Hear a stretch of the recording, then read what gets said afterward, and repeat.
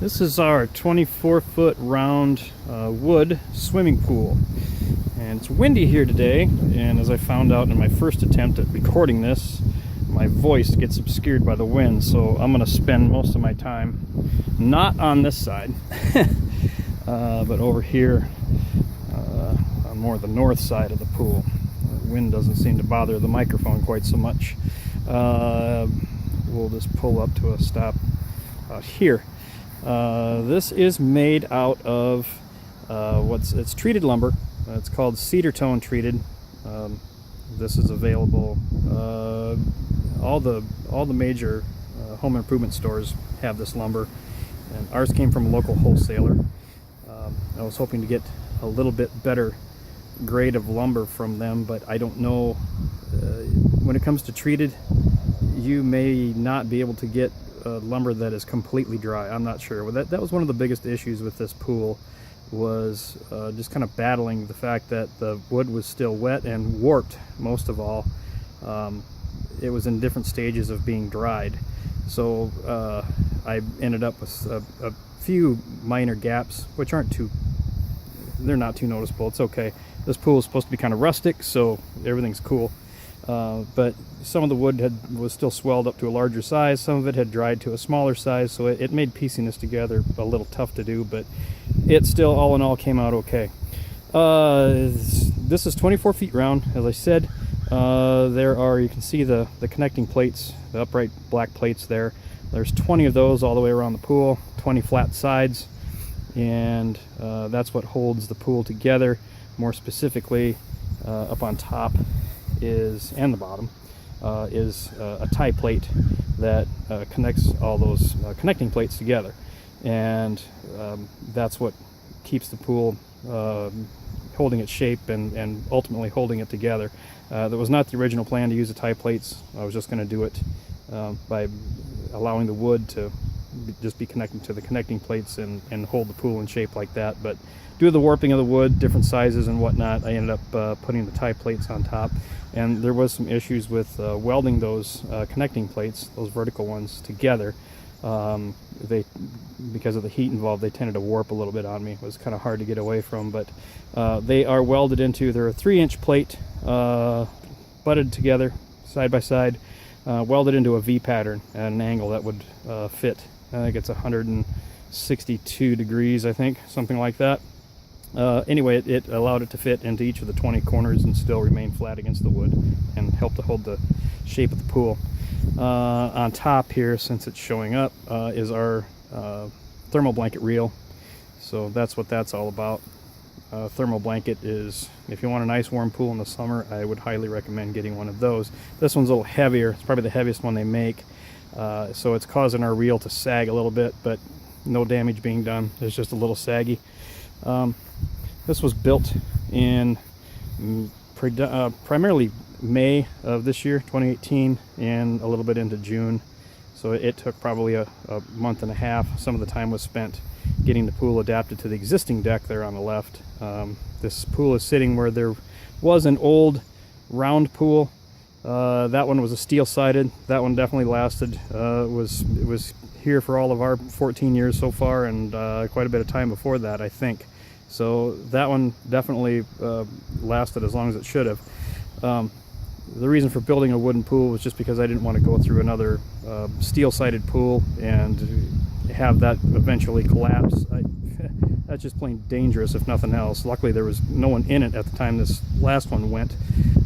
They do make some wonderful-looking aluminum slat-sided pools that last forever and ever, but they're very expensive. So, and we wanted something different, so we went with this wood design here that was designed by me and built mostly by me with a little bit of help from the missus. The side panels are 2x12 on the bottom and 2x10s all the way up, except for where the skimmer is at.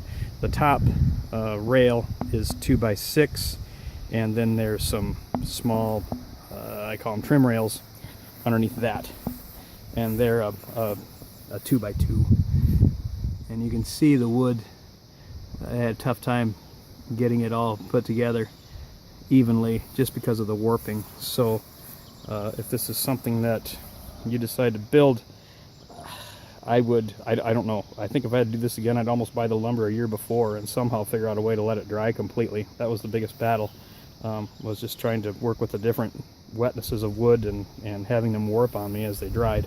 And there may be no getting around that when it comes to treated lumber. I don't know.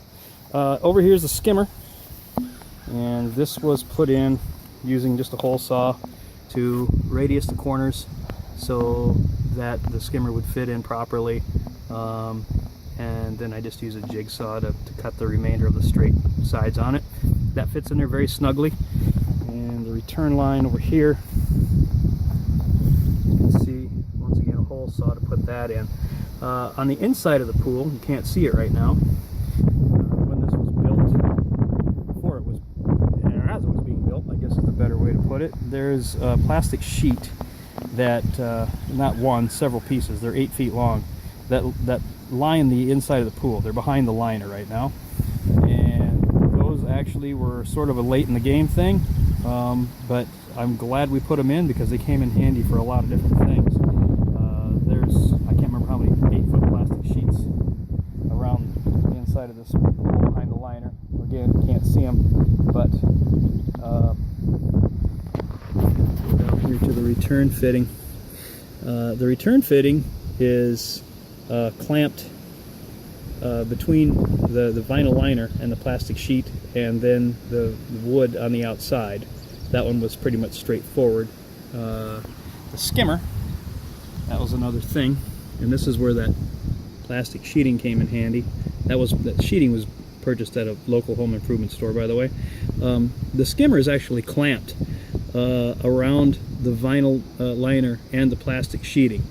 It's clamped up between those two, so that plastic behind the liner actually came in handy to allow something for that skimmer to clamp onto, because I just couldn't figure out a good way to hold that skimmer in place. They're not designed to go on a 1.5 inch thick wall, so something else had to be done. But it works very well. The skimmer sits in there very nicely. It's not loose at all. I was a little concerned about it, but I was lucky and got the hole cut for the skimmer slim enough that it sort of wedges in there. Between that and being clamped to the plastic sheets on the inside, that thing is pretty rock solid, so I'm not worried about that whatsoever. That's holding very well. I'll go around here, take a trip up to the top, and we'll look at it from the top down. And this here is as I think I said before, the deck was pre-existing along with the pool before, so we just adapted the deck. It got changed a little bit from what was here before, adapted the deck to fit the pool. So that's not really part of the pool project, but since you're seeing it, that's what the scoop is. And then here was we had a little different ladder on here before, so we went with a different kind. We had to come up with a base to connect it to, so that's what this is. All made out of the same cedar tone treated lumber. Take a look around the pool here. And then another thing is that this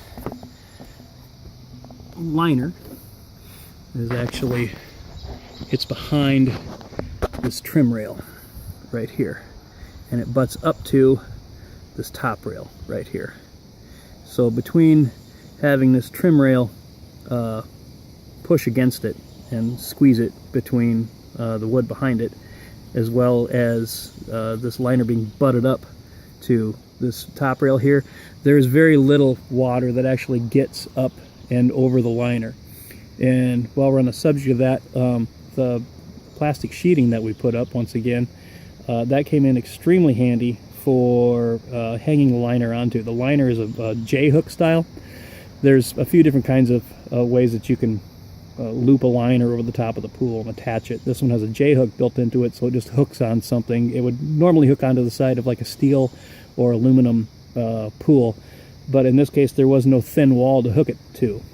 So once again, that plastic sheeting came to the rescue, and we were able to hook that liner right over the top of it very nicely. So that worked out very well. I would definitely do that again. Underneath the bottom of the pool, this is just a standard 24-foot round liner, and underneath it is a felt pad that you can get any pool supply place. A lot of this stuff I bought from Amazon this time around, but the pad is put underneath there just to give it a little more cushion on the bottom. And if there was there was a few rocks. I was still picking some rocks out of that sand on the bottom. There was a few left in there, so that pad prevents against things like that from, it helps to prevent it from protruding through. And we'll go back down to the side of the pool here one more time. Take a look at the bottom. Around this, as I said, this had a pre-existing pool in it before. This here is the bottom, and that black you see is actually a landscape block edging, and that runs all the way around the pool, and that was put in an effort to keep in the sand. There's an inch of sand in the bottom before anything else went in. It was basically that edging put in first, and then the sand, and then the wood sides of the pool got put on top of the sand. And the main reason for the sand underneath the side is for drainage, and the other reason for sand is just for to be able to make a nice smooth bottom that you can hopefully smooth out. I don't know, I had mixed results getting mine nice and smooth, but yeah, that's the thing for the sand, is just so you can rake it smooth, tamp it down, and hopefully have a nice smooth bottom. This one's not too bad. I'd like to try it again and see if I can do better, but this should last longer than me, so I'm guessing this is my first and last chance. That is it. Thanks.